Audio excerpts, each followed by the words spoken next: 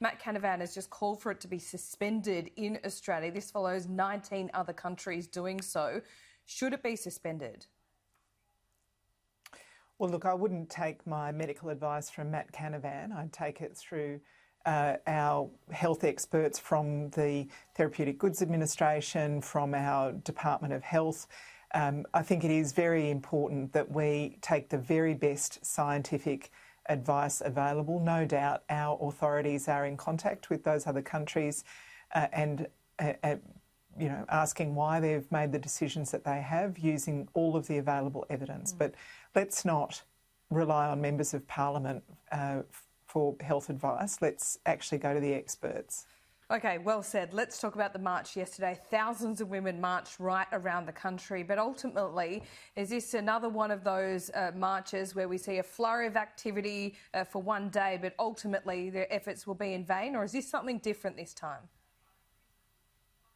Well, it certainly feels different, Laura. I mean, I think a lot of women who were marching yesterday in Canberra and around Australia have been working on these issues for a really long time. You know, they've women who've been standing up against domestic violence, against sexual assault, against sexual harassment, some of them for many years. I saw grandmothers there, mothers, I saw really young kids, and it was a feeling of both sadness and frustration, sadness about the cases that we've been hearing about, frustration that it takes so long to get real change, but also optimism because so many women and men turned out yesterday, and the voices that we heard from are such strong voices for change. Grace Tame, our incredible Australian of the Year, Saxon Mullen, who's leading the case for change around consent laws in New South Wales. We've heard from Brittany Higgins yesterday, who started a revolution when it comes to sexual harassment and sexual assault in the workplace being taken seriously. We've heard in New South Wales from Chanel Contos with her petition with thousands of women disclosing sexual assaults and really pointing the finger at a generation of young men who don't understand or don't care about consent in personal relationships. These strong women are leading change, and hats off to them. Yep, absolutely. You said yesterday as well, you were quite honest saying you don't feel like your side has got it completely right yet either. Have the men on your side asked you what should be done? Oh, absolutely. And we're very lucky that our leader, Anthony Albanese, is up for the difficult conversations and up for culture change. No political party's got this right. We've had issues arise in the Liberals, the Nationals, Labor, the Greens. Nobody should be imagining that their party is above this. And my very strong message to our staff here in Parliament House is, if something happens, report it. Use police reporting if you need to. Use the 1800 number that's been set up by the Department of Finance.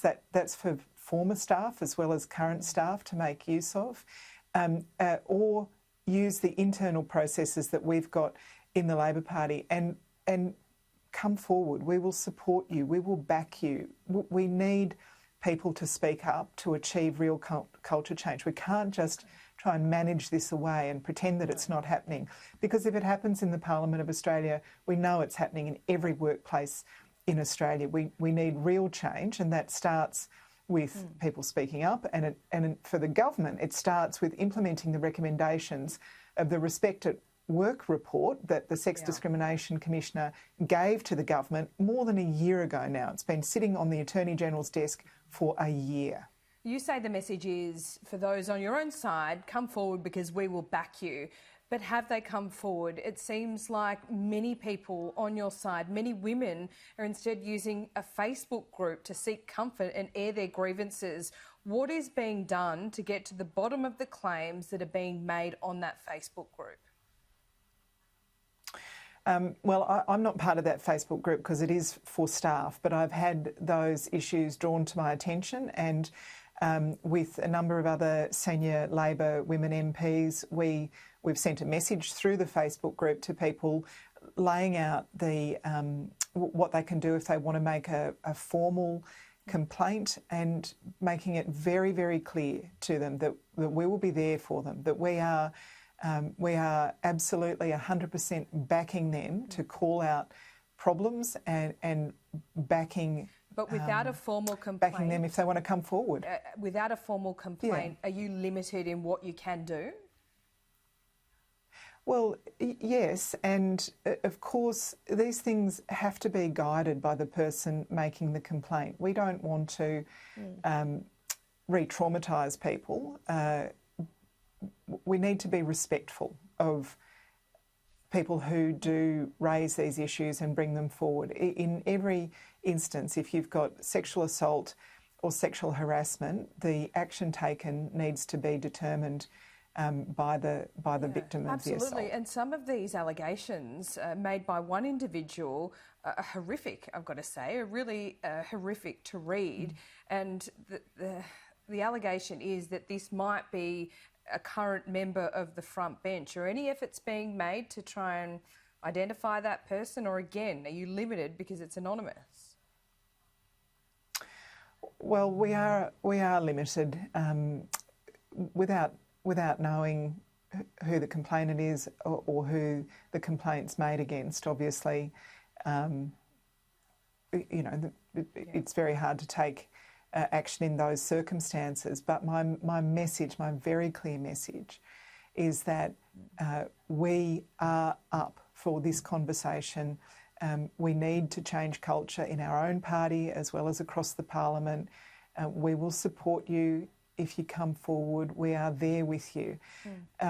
I think the Labor Party has been working on culture change for a long time, and it's one of the reasons that we're at almost 50% female representation now. But it is not time for us to, put our feet up and say, job well done, pat ourselves on the back. There is still work to do, and we are up for that work. Looking at the marches around the country yesterday and the messages we heard out the front of Parliament House, do you understand why the Prime Minister didn't want to go out the front, or do you think he should have fronted up and heard the messages? I think he needs to listen. I think this is a moment in Australian history. If we capture what's going on now, we can affect permanent, lasting change. And to miss this opportunity would be heartbreaking. So many women over so many years have been standing up saying, enough is enough. No more sexual harassment, no more sexual assault, no more domestic violence. We need permanent change, and that means we need to change our laws. We've had lots of inquiries over the years that point to the laws that we need to change. Around consent, for example. We need to be very clear in our consent laws. Grace Tame said so, Saxon Mullins said so. There is a campaign to change consent laws and strengthen them. We need to change our laws. We need to change laws around domestic violence. Instead of increasing supports to victims of domestic violence, we've just got rid of the family court, which is a court that specialises in understanding the dynamics of domestic violence in family breakdown. We're actually going the wrong way in a number of the big changes that we're making. So we need to change our laws. We need to change supports for victims. So we're urging people to come forward and complain, but many victims will tell you that the system is stacked against them, stacked against victims of sexual assault, victims of sexual harassment. We need to make sure that in coming forward, we actually provide access to justice for victims of violence against women. Yeah. And we profoundly need to change our culture. We need, from a very early age, to be talking to kids in an age-appropriate way about what respectful relationships look like. We particularly need to be talking to our teenagers. The average first age of viewing pornography in this country is 10 years old. These kids are getting sex education from somewhere. And if it's not from us talking to them about respect and consent, it's from pornography, where they're seeing violence and degradation and demeaning images of women. We need to be frank with our kids about what respectful relationships look like. And that means talking to teenagers and explaining to them, if it's not hell yeah, then it's no. We need to be talking to our boys and saying, in particular, and saying consent means enthusiastic, informed consent. It means hell yeah.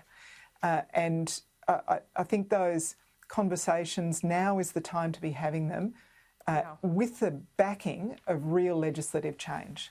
Just finally, before I let you go, I think there's a lot of women sitting around the country looking at Parliament House thinking to themselves, they just don't get it. Looking at Mr Albanese's media conference earlier yesterday, not his performance in Question Time, but his media conference, we were asked about these questions about women within his own party experiencing sexual assault and harassment. He seemed to deflect and obfuscate. Do you think that was a great performance from him? Oh, look, I'm sorry. I didn't see the press conference. I was, busy during the day. But I've known Anthony for a long time, and I know that he does get what needs to change in our society and what needs to change in the Labor Party and in politics more broadly.